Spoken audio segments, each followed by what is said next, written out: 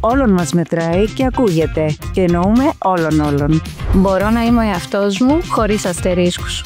Όλοι διαφορετικοί, όλοι πολύτιμοι. Δεν είναι ένα επικοινωνιακό πυροτέχνημα. Είναι η κουλτούρα μας. Με πράξεις, όχι απλά λουλούδια την ημέρα της γυναίκας. Πάνω από το 60% των εργαζομένων μας είναι γυναίκες. Αυτό. Δεν παλεύω για χώρο. Εδώ τον έχω. Παιδιά, όλα καλά. Να μιλήσουμε λίγο και για ανδρική ενδυνάμωση. Με ευκαιρίες για νέες θέσεις, διευρυμένους ρόλους και συνεχή εκπαίδευση. Με προοπτικές για διεθνή καριέρα. Μπράβο, Ναταλία.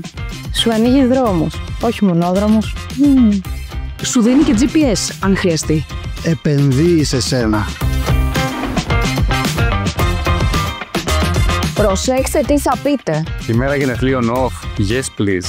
Work from home 50%. Τη συνεχή εκπαίδευση. Σπασικλάκι. Την ευελιξία να είμαστε με τις οικογένειές μας όποτε αυτό χρειάζεται. Το κοινό όραμα για τους ασθενείς μας και την υγεία. Η ενέργεια της ομάδας σε τραβάει προς τα πάνω. Οι άνθρωποι. Χωρίς αυτούς τίποτα. Περνάμε ωραία στα παρασκήνια και αυτό βγαίνει στο κοινό. Είμαι περήφανος. Είμαι παρούσα. Είμαι ευγνώμων. Αυτή η ομάδα αξίζει κάθε διάκριση. Αλλά πάνω απ' όλα αξίζει ο ένας τον άλλον. Μην αφήνετε αυτό το βίντεο να σας ξεγελάσει. Στην πραγματικότητα είμαστε ακόμα καλύτεροι.